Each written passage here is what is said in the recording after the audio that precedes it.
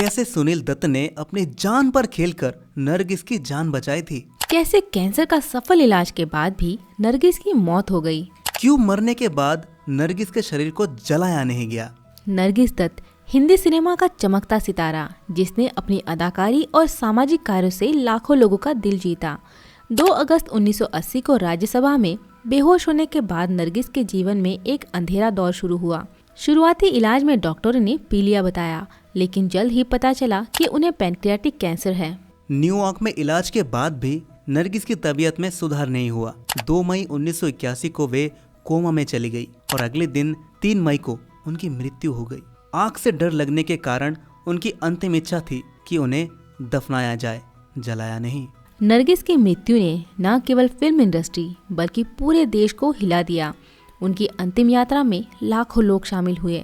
उनकी मृत्यु के चौथे दिन 7 मई 1981 को उनके बेटे संजय दत्त की पहली फिल्म रॉकी का प्रीमियर हुआ था। प्रीमियर में नरगिस के लिए एक सीट खाली छोड़ी गई थी, जो उनके असामयिक निधन की याद दिलाती थी। नरगिस का जन्म 1 जून 1929 को कलकत्ता में हुआ था। उनके पिता मोहम्मद फातिमा एक प्रसिद्ध गायक और अभिनेता थे और उनकी मां जद्दन बाई एक मशहूर अभिनेत्री थीं। नरगिस ने अपनी शिक्षा कलकत्ता और लखनऊ में प्राप्त की। नरगिस ने 5 साल की उम्र में फिल्मों में काम करना शुरू कर दिया था। उनकी पहली फिल्म 1935 की तलाश ए हकीकत थी। 1940 के दशक में उन्होंने कई सफल फिल्मों में काम किया, जिसमें 1948 की फिल्म आग शामिल है। इस रोमांटिक थ्रिलर में नरगिस ने निशा की भूमिका निभाई, जो एक ऐसी महिला है जिसका अपहरण कर लिया जाता है। फिल्म सुपरहिट रही और नरगिस को सर्वश्रेष्ठ अभिनेत्री का फिल्म फेयर अवार्ड मिला। राज कपूर के साथ 1951 में उनकी एक और बेहतरीन फिल्म आवारा आई, जो एक सामाजिक ड्रामा है, जिसमें नरगिस ने रीता की भूमिका निभाई, जो एक गरीब लड़की है। इन फिल्मों में उनके अभिनय ने उन्हें हिंदी सिनेमा की सबसे लोकप्रिय अभिनेत्रियों में से एक बना दिया। बॉलीवुड में कुछ लव स्टोरीज इतनी खूबसूरत होती हैं कि उन्हें आप असल जिंदगी और फिल्मों में फर्क करना भूल जाते हैं। ऐसी ही एक कहानी है नरगिस और सुनील दत्त की। ये दोनों पहली बार मिले थे रेडियो स्टेशन पर, किसी आम इंसान की तरह, मगर उनकी असल कहानी शुरू हुई फिल्म मदर इंडिया के सेट पर।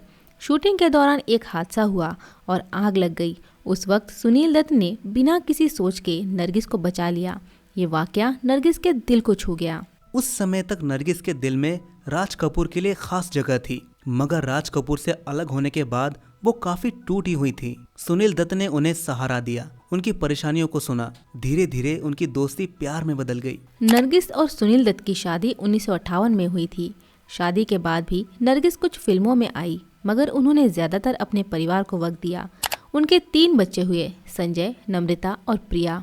नरगिस की बेटी नम्रता दत्त ने एक इंटरव्यू में दावा किया था कि उनकी मां कैंसर से जंग जीत चुकी थी, लेकिन यूरिनरी ट्रैक इन्फेक्शन के कारण उनकी मृत्यु हो गई। नम्रता ने यह भी बताया कि नरगिस अपनी मृत्यु से पहले एक फिल्म बनाना चाहती थी, जिसके लिए उन्होंने ऋषिकेश मुखर्जी से बात भी की थी। नरगिस का जीवन एक प्रेरणादायक कहानी है।